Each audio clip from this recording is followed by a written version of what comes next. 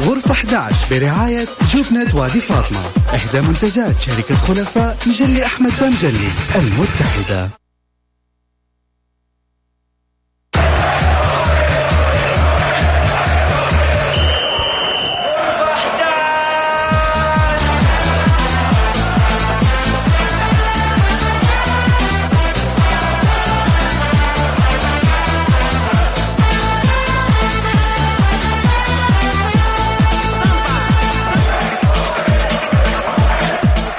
مساكم الله بالخير مستمعينا في حلقة جديدة من برنامجكم الرياضي اليومي غرفة 11. راح فيكم أنا ثامر الحميد في تقديم الحلقة، وأذكركم بأرقام التواصل اللي عنده أي ملاحظة وده أي يقول أي شيء طبعا عن طريق الرسائل النصية، طبعا المداخلات في برنامج الجولة تحديدا، لكن في برنامج غرفة 11 هذا ما يمنع إذا كان عندكم أي ملاحظات أو اقتراحات أو أي شيء يخص كرة القدم وأخبار كرة القدم سواء محليا أو قاريا أو حتى أوروبيا، نسعد بتواصلكم معنا عبر STC 8348 موبايلي 630 590 زين 73 22 مرة ثانية STC 8348 موبايلي 630 590 زين 73 22 والبداية مع الفتح وشركة هيونداي.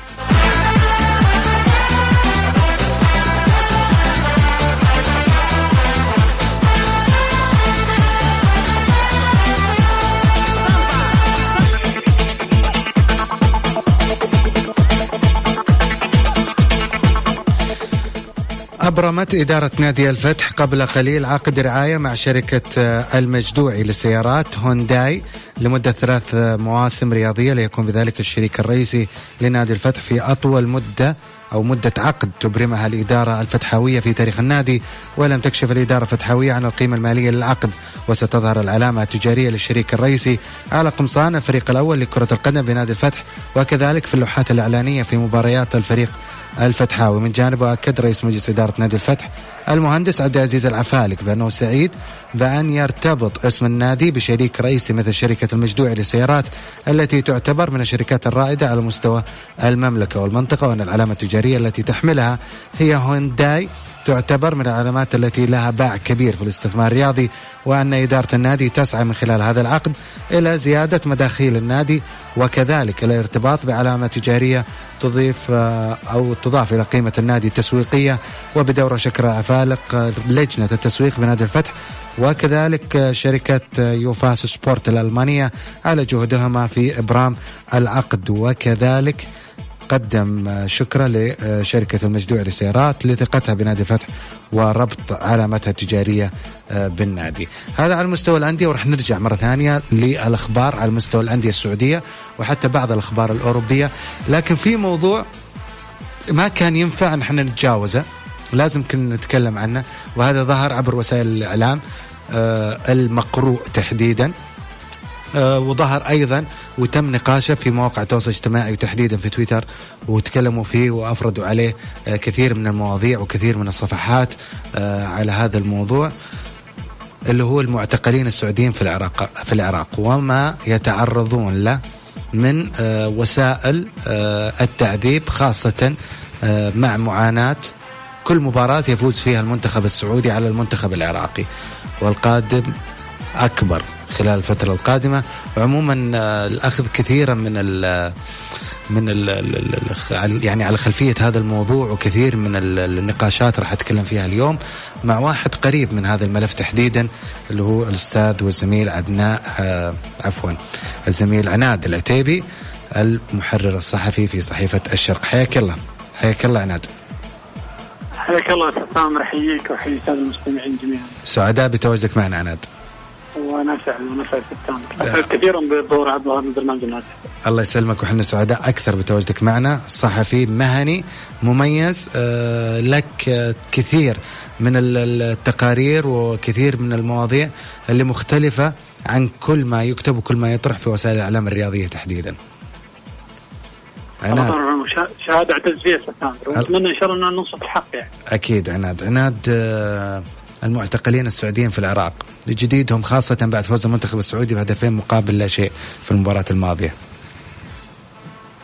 والله جديدهم زي ما ذكرت تامر وزي ما نشرت وسائل الإعلام الأيام الماضية موضوع التعذيب، وهذا التعذيب يحدث للمرة الثانية بعد فوز المنتخب. أنا بحكم التواصل مع السجن العراقي السعوديين هناك ذكروا لي تعرضوا للضرب المبرح والخنق. أنت تواصلت معهم عناد؟ تواصلت معهم شخصيا. طيب وش اللي يعني المبرر في هذا؟ بس هو مجرد أن فوز المنتخب السعودي يعني؟ طيب ذنبهم في هذا الموضوع يعني المنتخب السعودي وش دخله في هذا الموضوع؟ وهل لجنة المعتقلين السعوديين في العراق اللي طبعا الظاهري رأسها اللي هو ثامر البليهد، هل في تواصل خلال الموضوع هذا؟ في جهود في شيء قابل هذا الهجوم الشرس على المعتقلين السعوديين في العراق، ولا الأمور ما هي بواضحة؟ لا، بالنسبة للجانب السياسي ما بتحدث فيه بشكل كبير، لكن الجانب الإنساني في الموضوع مش واضح. لكن الجانب الإنساني في الموضوع إنه السجناء السعوديين هناك قبل أي مواجهة بين السعودية والعراق يتعرضون للتهديد في حالة خسارة المنتخب العراقي، إنهم سيتعرضون للتهديد. هذا حدث المباراة الماضية. لكن تتذكر تامر في كأس الخليج الماضي النهائي بين كأس الخليج بين الإمارات والعراق، والحكم كان خليل جلال حكم سعودي.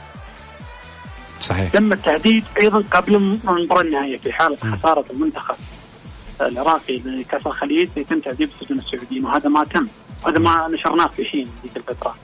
أيضا المباراة الماضية تم التهديد والوعيد في حالة خسارة المنتخب العراقي سيتعرضون للتعذيب، تم تعذيبهم. لكن هذه المرة كان العدد أكبر. المرة الأولى كان 20 سجين يتم تعذيبهم، المرة هذه يمكن قرابة 60 شخص. ونوع التعذيب خصوصا الهزيمة عادت من المنتخب السعودي. ويعني زي ما نقول احنا تفريغ شحنات في السجن للأسف الشديد. طيب تواصلت معهم وسائل التعذيب كيف يعني؟ وش يعني خلف الكواليس الناس ما يدرون عنه؟ يعني في ممكن يظهر على السطح انه تعذيب السجناء السعوديين في العراق او المعتقلين، لكن ما يعرفون وش الخلفيات هذا الموضوع. والله حسب ما فادون الإخوان هناك إنه الخنق، الشتم، استخدام آلات حادة، يمنعوهم من النوم فترة طويلة. وكان الجزء الأكبر اللي هو جانب الضرب. كل ما يمتلكون السجانين العراقيين يقومون بضرب السجناء السعوديين، وخصوصا من بعد المباراة كانت ليلة دامية، خصوصا ليلة دامية. نعم للأسف الشديد. والقادم للأسف مؤسف إن لم ينتهي هذا الملف الشائك. كان ملف مؤرق جدا على الصعيد الإنساني بالدرجة الأولى، مستعين منه كثير، الجهود المبذولة جهود كبيرة، لكن الجانب العراقي يتقاعس كثير في موضوع تبادل السجناء، خصوصا توقيع اتفاقية بين وزارة الداخلية السعودية ووزارة الداخلية العراقية. لكن الجانب العراقي يتقاعس كثير ويختلف كثير من الأعذار. هذا اللي عطل الموضوع المفروض منتهي في 4 أو 5 أشهر ماضية. موضوع برمتكم منتهي، تم تبادل السجناء وانتهى هذا الملف الشائك. لكن عملية التقاعس والهدف اللي ما ندري شو الجانب العراقي لا شك يريد أن يصل له يعني. والضحية الأخير هم أبناء هذا البلد يعني. أكيد واضح في الموضوع يعني عناد إن مثل ما تقول هم ودهم يحطون حرتهم في السعوديين عبر هذول المعتقلين يعني لا أكثر ولا أقل. بس بحكم تواصلك عناد مع الأستاذ ثامر البليهد وأكيد أنت تواصلت معه، يعني هل في تحركات من الجانب السعودي أو يعني خلينا نقول تحديدا من هذه اللجنة صار في اتصالات مثلا على مستوى أعلى؟ تامر اللجنة تحديدا حقيقة يعني جهودها تشكر، ومن بداية القضية وهي متابعة وتقوم بجهد كبير ونجحت. ما أدري يعني أنت توك ما بعد جاوبت، بس كني حسيت من جوابك الآن كأنك تقول ما بيدهم شيء. أكيد في الأخير هي لجنة أهلية ليست لجنة حكومية، في الأخير لجنة أهلية. الموضوع برمتنا الجهات الرسمية، الجهات الرسمية أيضا لا نبخس حقها، هناك جهد مبذول من وزارة الداخلية ووزارة الخارجية ووزارة العدل السعودية، هناك جهد مبذول. لكن زي ما ذكرت تامر الجانب العراقي ليس صادق في مسألة إتمام هذا الملف وإغلاقه. الله يعين عناد. تشوف بعيدا عن ملف المعتقلين السعوديين في العراق، الجولة السابعة من دوري عبد اللطيف جميل، الصدارة لنادي النصر والوصافة للهلال، وفي المركز الثالث يأتي مميز هذا الموسم حتى الآن نجران. تشوف بنرجع للجولة السابعة بيكون رتم المباريات ورتم الفرق على ما يعني ما تركناه في الجولة الماضية، ولا راح يكون فيه هبوط في المستويات وفي المعدل اللياقي؟ أي توقف استمر معروف، يعني أي توقف في الدوري لابد أن يأثر على الفرق اللي كان إلا فيما ندر يعني، لكن الفرق اللي مقدمة مستويات جيدة أعتقد التوقف ممكن يعملها دروب. الفرق التي كانت لديها مشاكل، لديها أمور فنية تريد معالجتها، ممكن تستغل فترة التوقف لا فيها السلبيات والخروج بشكل أجمل بعد فترة التوقف يعني. لكن نتمنى أن يستمر الجولة السابعة والثامنة أيضا ويتواصل رتم الدوري حتى نرى المستويات على حقيقتها يعني. الزميل عناد العتيبي محدث صحفي في صحيفة الشرق، شكرا لتواصلك معنا، يعطيك العافية عناد. شكرا لك. شكرا. إن شاء الله قدمنا ما يبي. أكيد دائما أنت مميز، يعطيك العافية عناد. بنطلع الفاصل قصير ونرجع مرة ثانية في برنامج غرفة 11.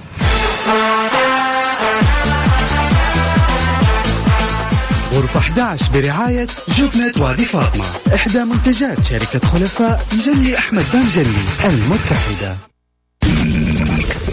غرفة 11 برعاية جبنة وادي فاطمة، إحدى منتجات شركة خلفاء مجلي أحمد بامجلي المتحدة.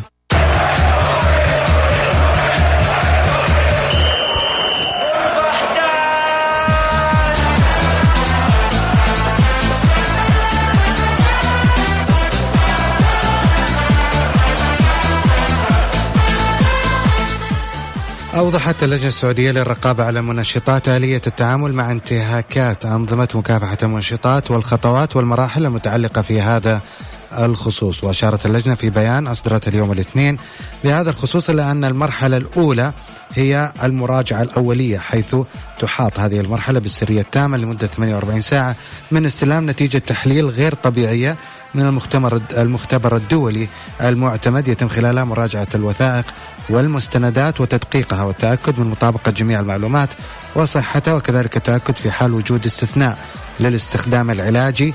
يتم بعد ذلك في المرحلة الثانية مرحلة الإشعار بعد المراجعة الأولية، إشعار اللاعب عن طريق الاتحاد المحلي المنتمي له بخطاب سري لتنتهي بذلك مرحلة التعامل بالسرية مع الحالة بعد إبلاغ اللاعب بالانتهاك، حيث يحق للجنة السعودية للرقابة على المنشطات نشر تفاصيل الحالة على موقعها الإلكتروني إذا دعت الحاجة على سبيل المثال في حال ظهور معلومات غير دقيقة عن تلك الحالة، وهذا ما تتبعه الاتحادات الدولية مثل الفيفا. وأشارت اللجنة إلى أن الخطاب الإشعاري يحتوي على اسم اللاعب والدولة ونوع الرياضة والجهة الرياضية التي ينتمي إليها، منتخب سواء كان أو نادي، وتاريخ الفحص ونوع داخل أو خارج المنافسة، واسم البطولة، وتأكيد نوع الانتهاك وفقا للائحة المادة رقم 2 وبها 8 أنواع من الانتهاكات، وتقديم تفاصيل العنصر المحظور التي ظهرت في نتيجة تحليل العبوة ألف، وإيضاح حق اللاعب في تحليل العبوة باء من العينة حسب رغبته، وإيضاح حق اللاعب في حضور فتح العينة باء أو من يفوض في حال رغب إكمال هذا الإجراء، وجميع التكاليف المالية المترتبة على هذا الإجراء في نقطة اللاعب وفقا للمادة رقم 5/3/7.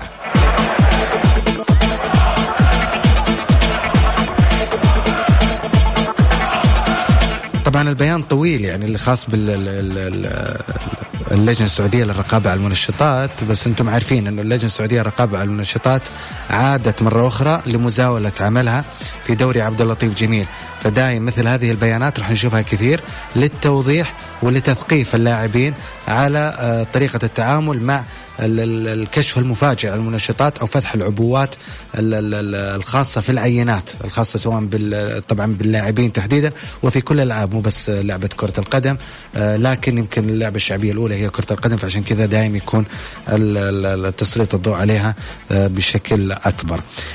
في مجال آخر وتحديدا اللجنة الأولمبية والجمعية العمومية ورؤساء الاتحادات، أعلن الرئيس العام لرعاية الشباب رئيس اللجنة الأولمبية العربية السعودية رئيس اللجنة الإشرافية لانتخابات الاتحادات الرياضية الأمير نواف بن فيصل بن فهد اليوم الاثنين التشكيل الجديد لمجالس إدارات الاتحادات الرياضية للدورة الأولمبية من 2013 إلى 2016، يعني أتكلم على 3 سنوات القادمة، خلال المؤتمر الصحفي الذي عقد في فندق انتركونتيننتال بمحافظة جدة اليوم.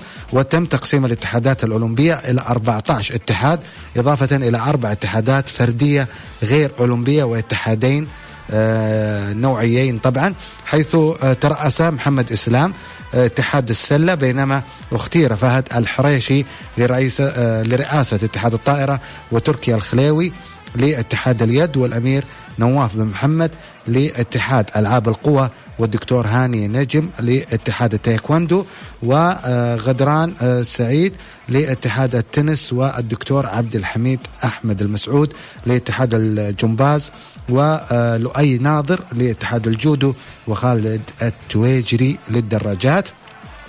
والمهندس سلمان طبعا الحبشي لرفع الأثقال، والفريق سعيد القحطاني لاتحاد الرماية، واللواء عواد البلوي لاتحاد الرياضة البحرية، والأمير عبد العزيز بن فهد بن عبد الله لاتحاد السباحة، وإبراهيم الدوسري لاتحاد السهام، والرائد بندر السليم لاتحاد كرة الطاولة. بينما نصب سامي البكر رئيسا لاتحاد المبارزة، وسلمان العسيري للمصارعة، والدكتور سعد بن سند للملاكمة. وفي الألعاب الفردية الغير أولمبية وعددها 6 ألعاب نصب عصام الملا رئيسا لاتحاد البلياردو والسنوكر، والأمير عبد الحكيم بن مساعد رئيسا لاتحاد البولينج، ويوسف الدويش للجولف، وزياد التركي للسكواش، والأمير سلطان بن بندر للسيارات والدراجات النارية، وإبراهيم القناص لاتحاد الكاراتيه. وفيما يخص الاتحادات النوعية وعددها 2 اختير الدكتور قاسم المعيدي رئيسا لاتحاد الطب الرياضي، وسلمان سعيدان رئيسا لاتحاد الرياضة للجميع والتربية البدنية. بينما تم تأجيل تشكيل الاتحادات الفروسية وذوي الاحتياجات الخاصة والصم لمدة شهر.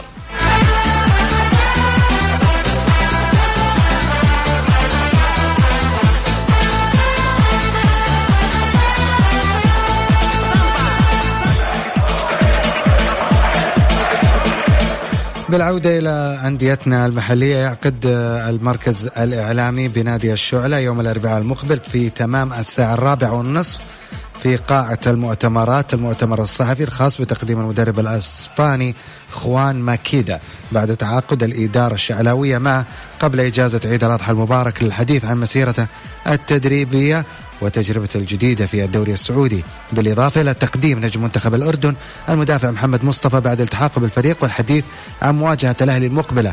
ومن جهة أخرى واصل الفريق تدريبات اليومية صباحا ومساء، طبعا كانت صباحا في صالة الحديد، والثانية كانت مسائية تحت إشراف السيد ماكيدا على ملعب النادي بالخرج.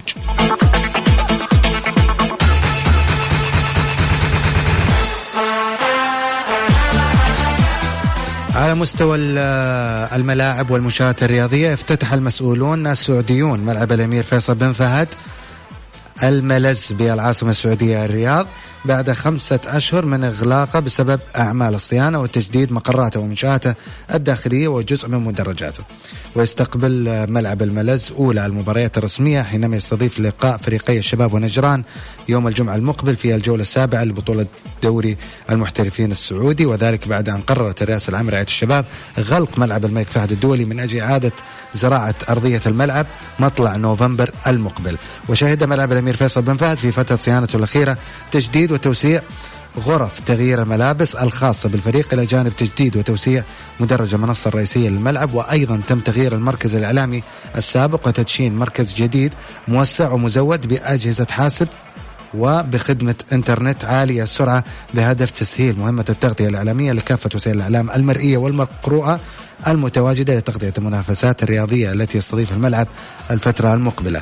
يذكر أن الملعب أيضا شهد بناء سور جديد خارج مقره ومواقف السيارات جديدة لخدمة الجماهير الرياضية، وزيادة سعة مدرجاتها إلى 22,500 مقعد مع توفير عدد من المطاعم الجديدة سيتم الكشف عنها من هيئة أو من رابط الدوري المحترفين السعودي بعد طرح مناقصات تجارية رسمية.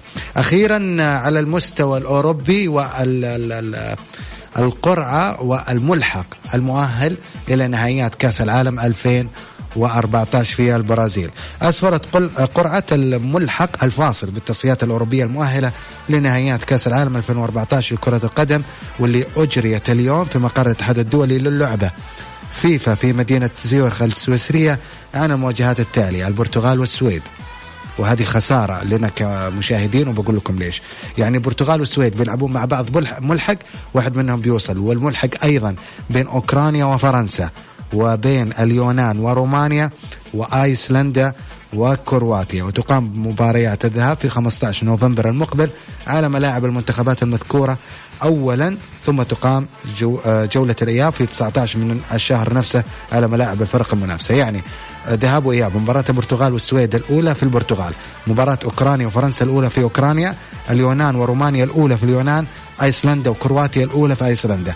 نروح للمباراة الأهم اللي احنا بنخسر فيها كمتابعين ومشاهدين، مباراة البرتغال والسويد. هذا ملحق للوصول إلى بطولة كأس العالم 2014 في البرازيل. هذا ايش يعطينا انطباع؟ أن يا البرتغال بتكون موجودة في كأس العالم أو السويد، يعني واحدة منهم بتطلع برا. يعني حنا بنخسر مشاهدة إبراهيموفيتش إذا طلعت السويد برا، أو بنخسر مشاهدة رونالدو إذا البرتغال طلعت برا في كأس العالم 2014 في البرازيل. لو بيدي كان وصلتهم الاثنين لمشاهدة متعة هذا الثنائي بالأرقام القياسية ومتعة رونالدو، أو حتى جمالية الأهداف، خاصة الكعب الأخير اللي كان من اللاعب السويدي إبراهيموفيتش. شكرا لاستماعكم برنامج غرفة 11. إن شاء الله بنكون معكم غدا في برنامج الجولة من 6 وحتى 7 مساء. شكرا لكم، تصبحون على ألف خير. غرفة 11 برعاية جبنة وادي فاطمة، إحدى منتجات